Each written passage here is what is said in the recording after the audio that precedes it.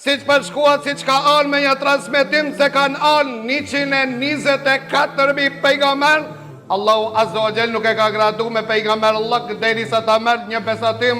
A dini çfarë besatimi Allahu Azza wa Jall ka marrë nga njerëzit e përzgjedhur, ka marrë nga njerëzit e përzgjedhur nga pejgambert e Allahut, se nëse Muhamedi sallallahu alaihi wasallam shfaqet duke qenë ju gjallë, a do ta besoni? A do t'i bindeni ati? A do t'a pasoni? A do t'a ndihmoni? A do t'a përkarani?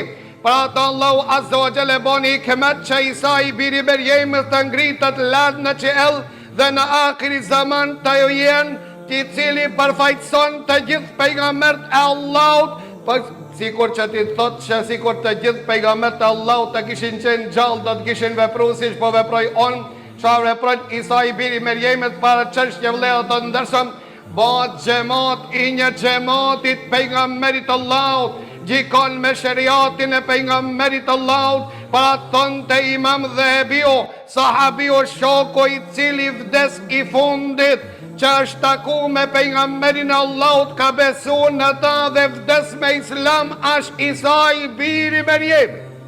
Vdes sahabi dhe pejgamberi Allahut. Dhe sahabi me qenë shoku pejgamberit Allahut, do me thonë që me taku pejgamberin Allahut dhe Isa e takoi në qiell.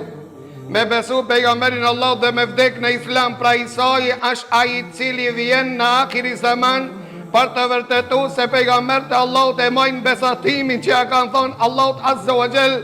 Pra do lejo të ndërshëm dashuria pejgamberit Allahut është obligim se Allahu Azza wa Jall na ka lidhën pranimin e veprave dhe respektimin dhe bindjen e Allahut nuk është e pranuar tek Allahu derisa ti bindemi dhe pejgamberit Allahut.